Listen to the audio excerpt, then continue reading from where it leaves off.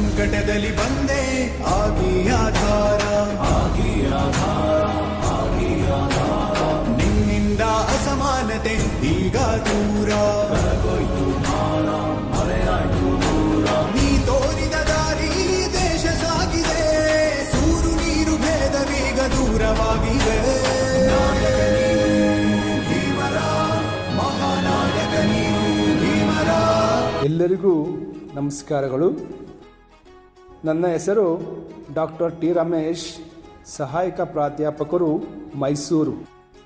ಇಂದು ನಾನು ಮಹಿಳಾ ಚೈತನ್ಯದ ಹರಿಕಾರ ಡಾಕ್ಟರ್ BR ಅಂಬೇಡ್ಕರ್ ಎಂಬ ವಿಷಯದ ಬಗ್ಗೆ ಪ್ರಸ್ತುತಪಡಿಸುತ್ತಿದ್ದೇನೆ. ಎಲ್ಲರಿಗೂ ಡಾಕ್ಟರ್ BR ಅಂಬೇಡ್ಕರ್ ಅವರ 135ನೇ ಜನ್ಮ ದಿನಾಚರಣೆಯ ಶುಭಾಶಯಗಳು.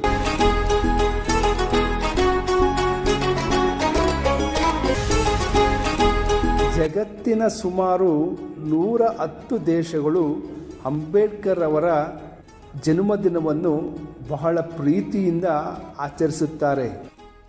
ಓದು, ಜ್ಞಾನ, ವಿವೇಕಕ್ಕೆ ಎಂತಹ ಗೌರವ ಇರುತ್ತದೆ ಎಂಬುದಕ್ಕೆ ಈ ಸಂಗತಿಯೇ ಸಾಕ್ಷಿಯಾಗಿದೆ.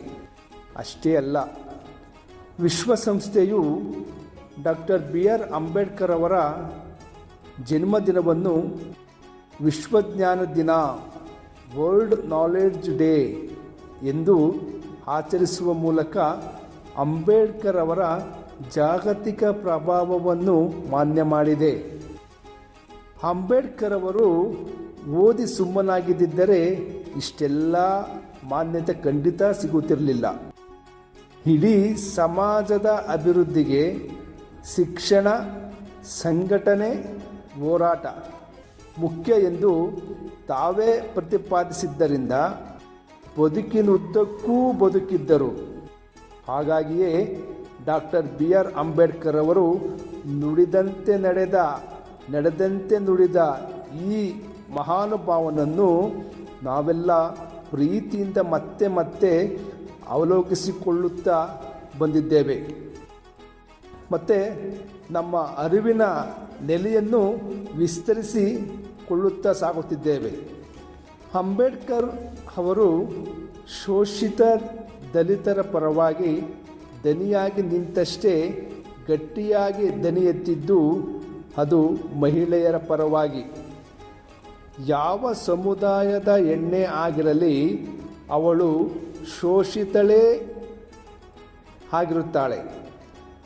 ದಲಿತರ ಹೆಣ್ಣು ಹೆಚ್ಚು ಶೋಷಿತಳು ಎಂಬ ಸ್ಪಷ್ಟವಾದ ಕಟು ಸತ್ಯ ತಿಳಿದಿದ್ದೇ ಡಾಕ್ಟರ್ BR ಅಂಬೇಡ್ಕರ್ ಅವರ ಅಂತಃಕರಣ ಸದಾ ಹೆಣ್ಣು ಮಕ್ಕಳ ಏಳಿಗೆಗೆ ಏನನ್ನಾದರೂ ಮಾಡಲೇಬೇಕೆಂದು ಮಿಡಿಯುತ್ತಿತ್ತು. ಅದರ ಫಲವಾಗಿ ಹಿಂದೂ ಕೋಡ್ ಬಿಲ್ಲನ್ನು ರೂಪಿಸಿದರು. ತಾವು ಕಾನೂನು ಮಂತ್ರಿಯಾಗಿದ್ದಾಗ ಇದನ್ನು ಪಾರ್ಲಿಮೆಂಟಿನ ಸಭೆಯಲ್ಲಿ ಅನುಮೋದನೆಗಾಗಿ ಇಡಲು ಒತ್ತಾಯಿಸಿ ಸಾಧ್ಯವಾಗದಿದ್ದಾಗ ತಮ್ಮ ಕಾನೂನು ಮಂತ್ರಿ ಸ್ಥಾನಕ್ಕೆ ರಾಜೀನಾಮೆಯನ್ನು ನೀಡುತ್ತಾರೆ. ಡಾಕ್ಟರ್ BR ಅಂಬೇಡ್ಕರ್ ಅವರು ಮಹಿಳಾ ಪರವಾದ ನಿಲುವುಗಳು ಅಷ್ಟು ಮುಖ್ಯವಾಗಿತ್ತು. ಒಂದು ಸಮಾಜದ ಪ್ರಗತಿಯನ್ನು ಆ ಸಮಾಜದ ಮಹಿಳೆಯರು ಎಷ್ಟು ಪ್ರಗತಿ ಸಾಧಿಸಿದ್ದಾರೋ ಅದನ್ನು ನೋಡಿ ಆ ಸಮಾಜದ ಪ್ರಗತಿಯನ್ನು ನಾನು ಅಳೆಯುತ್ತೇನೆ ಎನ್ನುತ್ತಾರೆ ಡಾಕ್ಟರ್ BR ಅಂಬೇಡ್ಕರ್ ಅವರು. ಅವರ ಮಾತು ಭಾರತದ ಸಮಸ್ತ ಮಹಿಳೆಯರ ವಿಮೋಚನೆಯ ಹರಿಕಾರ ಎಂಬುದನ್ನು ಸ್ಪಷ್ಟಪಡಿಸುತ್ತದೆ.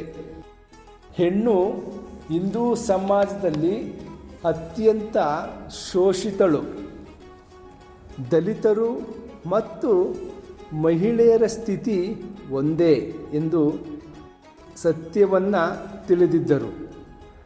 ಭಾರತೀಯ ಸಮಾಜ ಒಂದು ಕೈಯಲ್ಲಿ ಅವಳನ್ನು ಪೂಜಿಸುತ್ತಾ ಮತ್ತೊಂದು ಕೈಯಲ್ಲಿ ಬೆತ್ತ ಹಿಡಿದು ಲಕ್ಷ್ಮಣ ರೇಖೆಗಳನ್ನು ದಾಟದಂತೆ ನಿರ್ಬಂಧ ವಿಧಿಸಿದೆ ಎಂಬುದು ಡಾಕ್ಟರ್ BR ಅಂಬೇಡ್ಕರ್ ಅವರ ಅರಿವಿಗೆ ಸ್ಪಷ್ಟವಾಗಿತ್ತು. ಅಂಬೇಡ್ಕರ್ ಅವರು ಜರ್ಮನಿಯ ಬಾನ್ನಲ್ಲಿದ್ದ ಸಂದರ್ಭದಲ್ಲಿ ಮೊದಲ ಅಲೆಯ ಮಹಿಳಾ ಚಳುವಳಿಯ ಪ್ರತಿಫಲವಾಗಿ 1918ರ ಹೊತ್ತಿಗೆ ಬ್ರಿಟಿಷ್ ಹಾಗೂ 1920ರ ಹೊತ್ತಿಗೆ ಅಮೇರಿಕಾಗಳಲ್ಲಿ ಮಹಿಳೆಯರಿಗೆ ಮತದಾನದ ಹಕ್ಕನ್ನು ಕೊಡಲಾಯಿತು. ಸಮಾನ ವೇತನ, ಆಸ್ತಿ ಹಕ್ಕು ಮೊದಲಾದವು ಅಲ್ಲಿ ಬಹುಚರ್ಚಿತ ವಿಷಯಗಳಾಗಿತ್ತು. ಇದು ಅಂಬೇಡ್ಕರ್ ಅವರ ಮೇಲೆ ಗಾಢ ಪ್ರಭಾವವನ್ನು ಬೀರಿತು. ರಾಜಕೀಯ ಅಧಿಕಾರ ಸಿಗದೆ ಯಾವುದೂ ಬದಲಾಗುವುದಿಲ್ಲ ಎಂದು ಇಲ್ಲಿಂದ ಡಾಕ್ಟರ್ ಬಿ ಆರ್ ಅಂಬೇಡ್ಕರ್ ಅವರು ತಿಳಿದಿದ್ದರು. ಕೊಲಂಬಿಯಾ ವಿಶ್ವವಿದ್ಯಾಲಯದಲ್ಲಿ ಓದುತ್ತಿದ್ದಾಗ ತಮ್ಮ ಗೆಳೆಯನಿಗೆ ಪತ್ರವೊಂದನ್ನು ಬರೆಯುತ್ತಾರೆ ಡಾಕ್ಟರ್ ಬಿ ಆರ್ ಅಂಬೇಡ್ಕರ್ ಅವರು. ಅದರಲ್ಲಿ ಹಿಂದುಳಿದ ವರ್ಗಗಳ ವಿದ್ಯಾಭ್ಯಾಸ, ಅದರಲ್ಲೂ ಹೆಣ್ಣು ಮಕ್ಕಳ ವಿದ್ಯಾಭ್ಯಾಸ ಬಹುಮುಖ್ಯವೆಂದು, ಸದ್ಯದಲ್ಲಿಯೇ ಒಳ್ಳೆಯ ದಿನಗಳನ್ನು ಕಾಣುತ್ತೇವೆ, ಆದರೆ ಅದಕ್ಕಾಗಿ ಪುರುಷರ ಜೊತೆಗೆ ಮಹಿಳೆಯರೂ ಶಿಕ್ಷಣ ಪಡೆಯುವ ಅಗತ್ಯವಿದೆ ಎಂದು ಬರೆದಿದ್ದರು. ಹೀಗೆ ಆರಂಭವಾದ ಮಹಿಳಾ ಪರ ನಿಲುವುಗಳು ಅವರಲ್ಲಿ ನಿರಂತರವಾಗಿ ಬೆಳೆಯುತ್ತಲೇ ಹೋಯಿತು. ತಾವು ಹೊರ ತರುತ್ತಿದ್ದ ಮೂಕನಾಯಕ ಹಾಗೂ ಬಹಿಷ್ಕೃತ ಭಾರತ ಪತ್ರಿಕೆಗಳಲ್ಲಿ ಮಹಿಳಾ ಸಮಸ್ಯೆಗಳನ್ನು ಚರ್ಚಿಸಲಾರಂಭಿಸಿದರು. 1927ರಲ್ಲಿ ಡಿಪ್ರೆಸ್ಡ್ ಕ್ಲಾಸ್ ವುಮೆನ್ಸ್ ಅಸೋಸಿಯೇಷನ್ ಆರಂಭವಾಯಿತು. ಅದರ ಸಮಾವೇಶದಲ್ಲಿ 3,000 ಮಹಿಳೆಯರು ಭಾಗವಹಿಸಿದ್ದರು. ಅದನ್ನು ಉದ್ದೇಶಿಸಿ ಡಾಕ್ಟರ್ ಬಿ ಆರ್ ಅಂಬೇಡ್ಕರ್ ಅವರು ಮಾತನಾಡುತ್ತಾ, ನಿಮ್ಮ ಬಟ್ಟೆ ತೇಪೆಯಿಂದ ಕೂಡಿದ್ದರೇನಾಯಿತು, ಸ್ವಚ್ಛವಾಗಿರಿ, ನಿಮ್ಮನ್ನು ನೀವೇ ಮುಟ್ಟಿಸಿಕೊಳ್ಳದವರು ಎಂದು ಭಾವಿಸಬೇಡಿ, ನಿಮ್ಮ ಮಕ್ಕಳನ್ನು, ಅದರಲ್ಲೂ ಹೆಣ್ಣು ಮಕ್ಕಳನ್ನು ಶಾಲೆಗೆ ಕಳಿಸಿ ಅವರಲ್ಲಿ ಆತ್ಮಗೌರವ ತುಂಬಿ, ನೀನು ಮಹಾನ್ ವ್ಯಕ್ತಿಯಾಗಲು ಹುಟ್ಟಿರುವೆ ಎಂದು ವಿಶ್ವಾಸ ತುಂಬಿ ಬೆಳೆಸಿ ಎಂದಿದ್ದರು. ಈ ಸಭೆಯ ಸ್ಫೂರ್ತಿಯ ಫಲವಾಗಿ 1928ರಲ್ಲಿ ಹಿಂದುಳಿದ ಮಹಿಳೆಯರ ಸಂಘಟನೆ ಆರಂಭವಾಯಿತು. ಮಹಿಳಾ ಜಾಗೃತಿಯ ಹೊಸ ಅಧ್ಯಾಯವೇ ಇಲ್ಲಿಂದ ಆರಂಭವಾಗಿ ಹೋಯಿತು.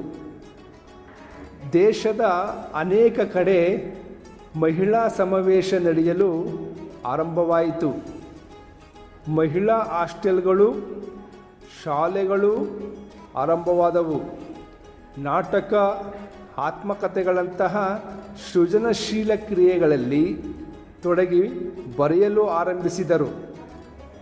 1931ರಲ್ಲಿ ರಾಧಾಬಾಯಿ ವಡ್ಡಾಳೆ ಎಂಬುವವರು ಹಿಂದೂ ದೇವಸ್ಥಾನ ಪ್ರವೇಶಿಸಲು ಹಾಗೂ ಕುಡಿಯುವ ನೀರು ತರಲು ಸಾರ್ವಜನಿಕ ಜಲಮೂಲಗಳಿಗೆ ಹೋಗಲು ನಮಗೆ ಹಕ್ಕು ಬೇಕು, ಅಷ್ಟೇ ಅಲ್ಲ, ವೈಸರಾಯ್ ಅವರೇ ಸಾಮಾಜಿಕ ಹಕ್ಕುಗಳ ಜೊತೆಗೆ ನಮಗೆ ರಾಜಕೀಯ ಹಕ್ಕುಗಳು ಬೇಕು, ಕಠಿಣ ಶಿಕ್ಷೆಗೆಲ್ಲ ನಾವು ಎದುರುವುದಿಲ್ಲ, ದೇಶದ ಜೈಲುಗಳನ್ನು ತುಂಬಲು ನಾವು ಸಿದ್ಧರಾಗಿದ್ದೇವೆ, ಅವಮಾನದಿಂದ ಬದುಕಿ ಅಳಿಯುವುದಕ್ಕಿಂತ 100 ಸಲವಾದರೂ ಹೋರಾಡಿ ಸಾಯಲು ಸಿದ್ಧರಿದ್ದೇವೆ ಎಂದು ಹೇಳಿಕೆ ಕೊಟ್ಟಳು.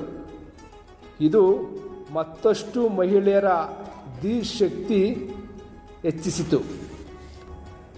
1938ರಲ್ಲಿಯೇ ಡಾಕ್ಟರ್ ಬಿ ಆರ್ ಅಂಬೇಡ್ಕರ್ ಅವರು ಕುಟುಂಬ ಯೋಜನೆಯ ವಿಧಾನವನ್ನು ಸರ್ಕಾರ ಪ್ರಚಾರಗೊಳಿಸಬೇಕೆಂದು ಶಾಸನ ಸಭೆಯಲ್ಲಿ ವಾದಿಸುತ್ತಾರೆ. ಮಕ್ಕಳನ್ನು ಹೆತ್ತು ಸಾಕಾಗುವುದರಲ್ಲೇ ಹೆಣ್ಣು ಮಕ್ಕಳು ಹೈರಾಣರಾಗುತ್ತಿದ್ದಾರೆ. ತಾವು ಕುಟುಂಬ ಯೋಜನೆ ತಂದು ಅವರ ಜೀವನದ ಉಳಿವಿಗೆ ಕಾರಣರಾಗಬೇಕು. ಅವರ ಶಕ್ತಿ ಸಾಮರ್ಥ್ಯವನ್ನು ಸಾಮಾಜಿಕ ಅಭಿವೃದ್ಧಿಗೆ ಬಳಸಿಕೊಳ್ಳಲು ನೆರವಾಗಬೇಕೆಂದು ವಾದಿಸಿದ್ದರು. ಹೆಣ್ಣು ಕುಟುಂಬ ಯೋಜನೆಯ ಮೂಲಕ ತಾನು ಕಳೆದುಕೊಳ್ಳುತ್ತಿರುವ ಜೈವಿಕ ಶಕ್ತಿಯನ್ನು ತನ್ನ ಕುಟುಂಬ ಸಮಾಜದ ಬೆಳವಣಿಗೆಗೆ ಬಳಸಿಕೊಳ್ಳಲು ಉತ್ತೇಜಿಸಬೇಕು ಎಂದಿದ್ದರು. ಹಾಗೆ 1942ರಲ್ಲಿ ದೆಹಲಿ ಸರ್ಕಾರದಲ್ಲಿ ಕಾರ್ಮಿಕ ಸಚಿವರಾಗಿದ್ದ ಡಾಕ್ಟರ್ BR ಅಂಬೇಡ್ಕರ್ ಅವರು ವೇತನ ಸಹಿತ ಹೆರಿಗೆ ಭತ್ಯೆ ನೀಡುವ ಬಗ್ಗೆ ಪ್ರಸ್ತಾಪಿಸುತ್ತಾರೆ. ಸರ್ಕಾರಕ್ಕೆ ಆರ್ಥಿಕ ಹೊರೆಯಾದರೂ ಇದು ಅತ್ಯಂತ ಅವಶ್ಯಕವಾದದ್ದು ಎಂದು ಮಂಡಿಸುತ್ತಾರೆ. ಹೀಗೆ ಮಕ್ಕಳ ಶಿಕ್ಷಣ ಸಂಘಟನೆ ಹೋರಾಟಕ್ಕೆ ಕಟುಬದ್ಧರಾಗಿ ನಿಂತ ಭೀಮ್ರಾವ್ ಡಾಕ್ಟರ್ BR ಅಂಬೇಡ್ಕರ್ ಅವರು ಮಹಿಳಾ ಪರ ಗಟ್ಟಿಯಾದ ಧ್ವನಿಯಾಗಲು ಮುಂದಾಗಿದ್ದು ಹಿಂದೂ ಕೋಡ್ ಬಿಲ್ ಮೂಲಕ. ಯಾವುದೇ ಸಾಮಾಜಿಕ ಬದಲಾವಣೆಗೆ ಬಯಸುವುದಾದರೂ ಅದಕ್ಕೆ ಪೂರಕವಾದ ಕಾನೂನು ಚೌಕಟ್ಟು ಒದಗಿಸಬೇಕೆಂಬುದು ಅವರು ಒತ್ತಾಯಿಸಿದ್ದರು. ಇದು ಮಹಿಳಾ ಹಕ್ಕುಗಳ ಇತಿಹಾಸದಲ್ಲಿ ಮಹತ್ವದ ಮತ್ತು ಕ್ರಾಂತಿಕಾರಿ ಹೆಜ್ಜೆಯಾಯಿತು. ಈ ಹಿಂದೂ ಕೋಡ್ ಬಿಲ್ ಮಸೂದೆಯ ಮುಖ್ಯ ಅಂಶಗಳೆಂದರೆ, ಒಂದನೆಯದು ಮಹಿಳೆಯರಿಗೆ ತಂದೆ ಮತ್ತು ಗಂಡನ ಮನೆ ಎರಡೂ ಕಡೆ ಆಸ್ತಿಯಲ್ಲಿ ಸಮಾನ ಪಾಲನ್ನು ನೀಡುವುದು.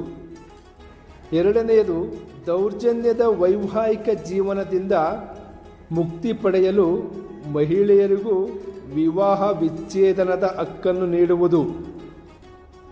ಮೂರನೆಯದು ಹೆಣ್ಣು ಮಕ್ಕಳನ್ನು ದತ್ತು ತೆಗೆದುಕೊಳ್ಳುವ ಹಕ್ಕು ಮತ್ತು ವಿಧವೆಯರಿಗೆ ದತ್ತು ತೆಗೆದುಕೊಳ್ಳುವ ಸ್ವತಂತ್ರ ಅಧಿಕಾರ ನೀಡುವುದು. ನಾಲ್ಕನೆಯದು ಪುರುಷರು ಒಂದಕ್ಕಿಂತ ಹೆಚ್ಚಿನ ವಿವಾಹವಾಗುವುದನ್ನು ನಿಷೇಧಿಸುವುದು ಇದರ ಮುಖ್ಯ ಉದ್ದೇಶವಾಗಿತ್ತು. 1942ರಲ್ಲಿ ರೂಪುಗೊಂಡ ಈ ಬಿಲ್ ಕೋಡ್ ಮೂಲಗುಂಪಾಗಿ ತಿರಸ್ಕಾರಗೊಂಡಿತು. 1944ರಲ್ಲಿ ಮಂಡನೆಯಾದ ನಂತರವೂ ಮೂಲಗುಂಪಾಯಿತು. 1956ರಲ್ಲಿ ಅವರ ಮರಣದ ತರುವಾಯ ಈ ಬಿಲ್ ಅಂಗೀಕಾರವಾಯಿತು.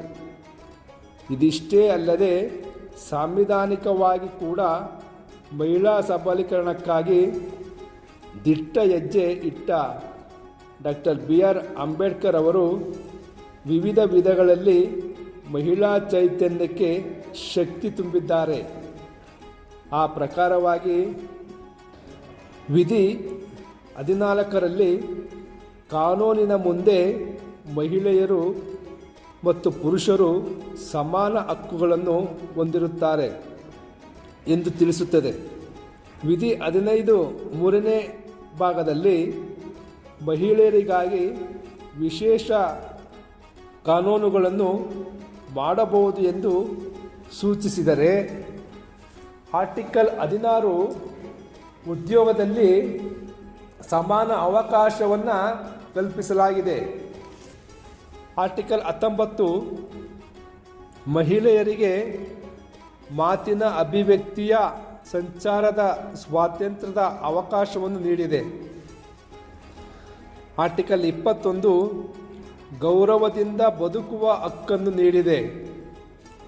ಆರ್ಟಿಕಲ್ 23 ಮಹಿಳೆಯರ ಮಾರಾಟವನ್ನು ವಿರೋಧಿಸುತ್ತದೆ. ಆರ್ಟಿಕಲ್ 39D ಸಮಾನ ವೇತನವನ್ನು ಪ್ರೋತ್ಸಾಹಿಸಿದರೆ, ಆರ್ಟಿಕಲ್ 39E ಮಹಿಳೆಯರ ಆರೋಗ್ಯ ಮತ್ತು ಶಕ್ತಿಯ ರಕ್ಷಣೆಯನ್ನು ಉತ್ತೇಜಿಸುತ್ತದೆ. ಆರ್ಟಿಕಲ್ 42 ಮಾನವೀಯ ಕೆಲಸದ ಪರಿಸ್ಥಿತಿ ಮತ್ತು ಮಾತೃತ್ವ ರಜೆಯನ್ನು ಅನುಮೋದಿಸಿದೆ. ಹೀಗೆ ಸಂವಿಧಾನಿಕವಾಗಿ ಮಹಿಳೆಯರ ಬದುಕಿನ ಸ್ವಾಸ್ಥ್ಯಕ್ಕಾಗಿ ಶ್ರಮಿಸಿದ್ದ ಫಲವಾಗಿ ಇಂದು ಬಹುತೇಕ ಮಹಿಳೆಯರು ಕಾನೂನಿನ ರಕ್ಷಣೆಯೊಂದಿಗೆ ಸಮಾನ ಹಕ್ಕನ್ನು ಪಡೆದು ಸುಶಿಕ್ಷಿತರಾಗಿ ಉದ್ಯೋಗ ಪಡೆದು ಗೌರವಯುತ ಜೀವನ ನಡೆಸುವ ಸದಾವಕಾಶ ಪಡೆದಿದ್ದಾರೆ. ಮೌಲ್ಯಯುತ ಜೀವನ ನಡೆಸುತ್ತಿರುವ ಅಭಿಮಾನ ಈ ನೆಲದ ಮಹಿಳೆಯರಾಗಿದೆ. ಇನ್ನು ರಾಜಕೀಯವಾಗಿ ನೋಡುವುದಾದರೆ ಆರ್ಟಿಕಲ್ 325 ಮತ್ತು 326 ಮಹಿಳೆಯರಿಗೆ ಮತದಾನ ಮತ್ತು ಚುನಾವಣೆಯಲ್ಲಿ ಸ್ಪರ್ಧಿಸುವ ಹಕ್ಕು ನೀಡಿದೆ. ಆರ್ಟಿಕಲ್ 243D ಪಂಚಾಯತ್ ಮೀಸಲಾತಿ ನೀಡಲು ಹೇಳಿದೆ. ಕನಿಷ್ಠ ಶೇಕಡ 33ರಷ್ಟು ಮಹಿಳೆಯರಿಗೆ ಮೀಸಲು ನೀಡಲು ಅವಕಾಶವನ್ನು ಕಲ್ಪಿಸಿದೆ. ಆರ್ಟಿಕಲ್ 243T ನಗರ ಸ್ಥಳೀಯ ಸಂಸ್ಥೆಗಳು ನಗರ ಪಾಲಿಕೆಗಳಲ್ಲಿ ಮಹಿಳೆಯರಿಗೆ ಮೀಸಲಾತಿಯನ್ನು ಕಲ್ಪಿಸಿದೆ. ಮೂಲಭೂತ ಕರ್ತವ್ಯಗಳ ಅಡಿಯಲ್ಲಿ ಆರ್ಟಿಕಲ್ 51A ಮಹಿಳೆಯರ ಗೌರವವನ್ನು ಕಾಪಾಡುವುದು ಪ್ರತಿಯೊಬ್ಬರ ಕರ್ತವ್ಯ ಎಂದು ಹೇಳುತ್ತದೆ. ಸಂವಿಧಾನಿಕ ಹಕ್ಕು ಕರ್ತವ್ಯಗಳ ಬಲದೊಂದಿಗೆ ಕಾನೂನು ಈ ಹೊತ್ತಿಗೆ ಸಾಕಷ್ಟು ರಕ್ಷಣೆಯ ಬಲವನ್ನು ಒದಗಿಸಿದೆ. 1961 ಡೌರಿ ಪ್ರಾಹಿಬಿಷನ್ ಆ್ಯಕ್ಟ್, 2005 ಕೌಟುಂಬಿಕ ಹಿಂಸಾಚಾರ ರಕ್ಷಣೆ ಕಾಯ್ದೆಯನ್ನು, 1961 ಗರ್ಭಿಣಿ ಮಹಿಳೆಯರಿಗೆ ಹೆರಿಗೆ ಸೌಲಭ್ಯ ಮತ್ತು 2013 ಕೆಲಸದ ಸ್ಥಳಗಳಲ್ಲಿ ಲೈಂಗಿಕ ದೌರ್ಜನ್ಯ ತಡೆ ಕಾಯ್ದೆ ಮಹಿಳೆಯರ ದೈನಂದಿನ ಬದುಕಿನ ನೆಮ್ಮದಿಗೆ ಚೈತನ್ಯವನ್ನು ತಂದುಕೊಟ್ಟಿದೆ. ಅಂಬೇಡ್ಕರ್ ಅವರ ಸ್ತ್ರೀಪರ ಕಾಳಜಿಯಿಂದಾಗಿ ಬಾಲ್ಯ ವಿವಾಹ, ಶಿಕ್ಷಣ ನಿರಾಕರಣೆ, ಸತಿ ವ್ಯವಸ್ಥೆ, ಆಸ್ತಿ ಹಕ್ಕಿನಲ್ಲಿ ಅಸಮಾನತೆ ಮೊದಲಾದವು ಪಿತೃತ್ವ ವ್ಯವಸ್ಥೆಯಿಂದ ಅನಾಧಾರಕ್ಕೆ ಒಳಗಾದ ಸಂಗತಿಗಳೆಲ್ಲ ಬಾಬಾ ಸಾಹೇಬ್ ಅಂಬೇಡ್ಕರ್ ರವರ ದೂರದೃಷ್ಟಿಯಿಂದ ಸುಧಾರಣೆ ಕಂಡು ಹೆಣ್ಣು ಮಕ್ಕಳು ಇಂದು ಬಹಳ ಗೌರವಯುತ ಬದುಕನ್ನು ಕಟ್ಟಿಕೊಳ್ಳಲು ಸಾಧ್ಯವಾಗಿದೆ. ಡಾಕ್ಟರ್ BR ಅಂಬೇಡ್ಕರ್ ಅವರು ಹೇಳುತ್ತಾರೆ, ಬದುಕಲು ಸಂಘಟನೆಗೆ ಬರಬೇಡಿ, ಜನರ ಬದುಕನ್ನು ಬದಲಾಯಿಸಲು ಬನ್ನಿ ಎಂಬುದು ಅಂಬೇಡ್ಕರ್ ಅವರ ಆಶಯವಾಗಿತ್ತು. ಒಂದು ಸಾಮಾಜಿಕ ಜವಾಬ್ದಾರಿ ಎಂದು ಹೇಳುವುದರ ಜೊತೆಗೆ ಮಹಿಳೆಯರ ಏಳಿಗೆಯ ದೃಷ್ಟಿಯಲ್ಲಿ ಸದೃಢವಾಗಿ ಸಾಧಿಸಿದ್ದರ ಫಲವಾಗಿ ಇಂದು ಮಹಿಳಾ ಸಮುದಾಯ ಬೆಳವಣಿಗೆಯು ತುದಿ ತಲುಪಿದೆ. ಅದೇ ವೇಳೆಗೆ ಈ ಹೊತ್ತಿಗೂ ನಿಲ್ಲದ ಹೆಣ್ಣು ಮಕ್ಕಳ ಮೇಲಿನ ದೌರ್ಜನ್ಯ, ಅತ್ಯಾಚಾರ, ಕೊಲೆಯಂತಹ ಅಮಾನವೀಯ ನಡವಳಿಕೆಗಳು ನಮ್ಮನ್ನು ಮಾನಸಿಕವಾಗಿ ಸುಡುತ್ತವೆಯಾದರೂ ಒಂದಲ್ಲ ಒಂದು ದಿನ ಈ ನೆಲದ ಹೆಣ್ಣುಗಳ ನೋವುಗಳಿಗೆ ಸಂಪೂರ್ಣ ಮದ್ದು ದೊರೆಯುತ್ತದೆ ಎಂಬುದು ನನ್ನ ಆಶಾಭಾವನೆಯಾಗಿದೆ. ಮಾನವನ ಇದುವರೆಗಿನ ಇತಿಹಾಸವು ಪುರುಷ ಪ್ರಧಾನವಾದ ಇತಿಹಾಸವೇ ಆಗಿರುವುದರಿಂದ ಪುರುಷರು ತಮ್ಮ ಪ್ರಾಬಲ್ಯವನ್ನು ಮೆರೆಯುವ ದೃಷ್ಟಿಯಿಂದ ಸ್ತ್ರೀಯರ ಅನರ್ಹತೆಗಳನ್ನು ಎತ್ತಿ ತೋರುತ್ತಾ ಅವುಗಳನ್ನು ಖಂಡಿಸುತ್ತಾ ಹೋಗಿದ್ದಾರೆ. ಸ್ತ್ರೀಯರು ಪರಿಸ್ಥಿತಿಯ ಅನಿವಾರ್ಯತೆಯಿಂದಾಗಿ ಮತ್ತು ಪ್ರಕೃತಿಯ ಸಹಜವಾದ ಇತಿಮಿತಿಗಳಿಂದಾಗಿ ತಮಗೆ ನೀಡಲಾದ ದ್ವಿತೀಯ ದರ್ಜೆಯ ಸ್ಥಾನವನ್ನು ಮೌನವಾಗಿ ಒಪ್ಪಿಕೊಂಡೇ ಬಂದಿದ್ದಾರೆ. ಆದರೆ ಇದೀಗ ಆಧುನಿಕತೆಯು ಎಬ್ಬಿಸಿದ ಬಿರುಗಾಳಿಯಿಂದಾಗಿ ಹಾಗೂ ನೀಡಿರುವ ಅವಕಾಶಗಳ ಸರಮಾಲೆಯಿಂದಾಗಿ ಸ್ತ್ರೀಯರ ಆಂತರಿಕ ಸಾಮರ್ಥ್ಯದ ಪ್ರಕಟೀಕರಣಕ್ಕೆ, ಅವರ ಬಂಧನದ ವಿಮೋಚನೆಗೆ ಚಾಲನೆ ನೀಡಿದಂತಾಗಿದೆ. ಆಧುನಿಕತೆಯು ಸ್ತ್ರೀಯರಿಗೆ ಒದಗಿಸಿಕೊಟ್ಟಿರುವ ಹಲವಾರು ಅವಕಾಶಗಳಲ್ಲಿ ಸ್ತ್ರೀ ಶಕ್ತಿಯು ಒಂದಾಗಿದೆ. ಗ್ರಾಮೀಣ ಪ್ರದೇಶದ ಮಹಿಳೆಯರ ಸಾಮಾಜಿಕ, ಆರ್ಥಿಕ ಹಾಗೂ ಸರ್ವತೋಮುಖ ಅಭಿವೃದ್ಧಿಗಾಗಿ ರಾಜ್ಯಗಳು ಹಲವಾರು ಯೋಜನೆಗಳನ್ನು ರೂಪಿಸಿ ಜಾರಿಗೊಳಿಸುತ್ತಾ ಬಂದಾಗಿನಿಂದಲೂ ಸಹ ಸ್ತ್ರೀಯರ ಸ್ಥಿತಿಯನ್ನೊಮ್ಮೆ ಅವಲೋಕಿಸಿದಾಗ ಯಾವುದೇ ಯೋಜನೆಯು ಅವರ ಆತ್ಮವಿಶ್ವಾಸ ಹಾಗೂ ಸ್ವಸಾಮರ್ಥ್ಯವನ್ನು ಹೆಚ್ಚಿಸುವಲ್ಲಿ ಪರಿಣಾಮಕಾರಿಯಾಗಿಲ್ಲವೆಂದೇ ಹೇಳಬಹುದು. ಅಂತೆಯೇ ಮಹಿಳೆಯರಿಗೆ ಸಮಾಜದಲ್ಲಿ ತಮಗೆ ದೊರಕಬೇಕಾದ ಸ್ಥಾನಮಾನದ ಬಗ್ಗೆ ಜಾಗೃತಿ ಮೂಡಿಸಿ ಅದರೊಟ್ಟಿಗೆ ಅವರನ್ನು ಆರ್ಥಿಕವಾಗಿ, ಸಾಮಾಜಿಕವಾಗಿ ಸಶಕ್ತರನ್ನಾಗಿ ಮಾಡುವ ಅವಶ್ಯಕತೆ ಇದೆ ಎಂಬುದನ್ನು ನಾವು ಮನಗಾಣಬೇಕಾಗಿದೆ. ಮಹಿಳೆಯರು ಕ್ರಮವಹಿಸಬೇಕಾದ ಹಾದಿ ಇನ್ನೂ ಸಾಕಷ್ಟಿದೆ. ಅದು ಕಲ್ಲು ಮುಳ್ಳುಗಳಿಂದ ಕೂಡಿದೆ. ಮಹಿಳೆಯರು ಸಮಾನ ಅವಕಾಶಗಳನ್ನು ಪಡೆದುಕೊಂಡರೆ ತಮ್ಮ ಅಸ್ತಿತ್ವಕ್ಕೆ ಧಕ್ಕೆ ಉಂಟಾಗುತ್ತದೆ ಎಂದು ಎಲ್ಲಿಯವರೆಗೂ ಪುರುಷರು ಮಹಿಳೆಯರನ್ನು ಕಾಣುತ್ತಾರೋ ಅಲ್ಲಿಯವರೆಗೂ ಈ ಅಡೆತಡೆಗಳು ಪದೇ ಪದೇ ಎದುರಾಗುತ್ತಲೇ ಇರುತ್ತವೆ. ಜನಸಂಖ್ಯೆ ಅರ್ಧದಷ್ಟಿರುವ ಮಹಿಳೆ ಪ್ರಗತಿ ಹೊಂದುವುದು, ಶಿಕ್ಷಣ ಪಡೆಯುವುದು, ಆರ್ಥಿಕ ಸ್ವಾವಲಂಬನೆ ಗಳಿಸುವುದು, ರಾಜಕೀಯ ಶಕ್ತಿ ಗಳಿಸುವುದು, ಹಕ್ಕುಗಳನ್ನು ಪಡೆಯುವುದು, ಕೊರತೆಗಳನ್ನು ನೀಗಿಸಿಕೊಳ್ಳುವುದು, ತನಗೆ ಪೂರಕ ಹಾಗೂ ಪೋಷಕ ಎಂದು ಪುರುಷರು ತಿಳಿಯುವುದು ಇಂದಿನ ಅವಶ್ಯಕತೆಯಾಗಿದೆ. ಹೀಗೆ ಡಾಕ್ಟರ್ BR ಅಂಬೇಡ್ಕರ್ ಅವರು ಜೀವನದ ಉದ್ದಕ್ಕೂ ಮಹಿಳಾ ಪರವಾಗಿ ಚಿಂತಿಸುತ್ತಾ ಅವಳ ಸಾಮಾಜಿಕ, ಆರ್ಥಿಕ, ರಾಜಕೀಯ, ಶೈಕ್ಷಣಿಕ ಕ್ಷೇತ್ರಗಳಲ್ಲಿ ಅಭಿವೃದ್ಧಿ ಹೊಂದಲು ಅವಿರತವಾಗಿ ಶ್ರಮಿಸಿದ್ದಾರೆ ಎಂಬುದು ನಾವೆಲ್ಲರೂ ಕೂಡ ಮನಗಾಣಬಹುದು.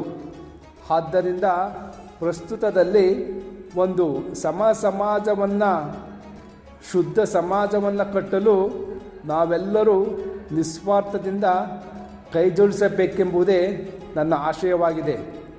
ಹಾಗಾಗಿ ಇಲ್ಲಿಯವರೆಗೂ ನನ್ನ ಮಾತುಗಳನ್ನು ಕೇಳಿದ ತಮ್ಮೆಲ್ಲರಿಗೂ ಕೂಡ ಧನ್ಯವಾದಗಳನ್ನು ಸಮರ್ಪಿಸಿ ನನ್ನ ಮಾತುಗಳನ್ನು ಮುಗಿಸುತ್ತೇನೆ. ನಮಸ್ಕಾರಗಳು. ಬಂದೆ ಆಗಿ ಆಧಾರ, ನಿನ್ನಿಂದ ಅಸಮಾನತೆ ಈಗ ದೂರ.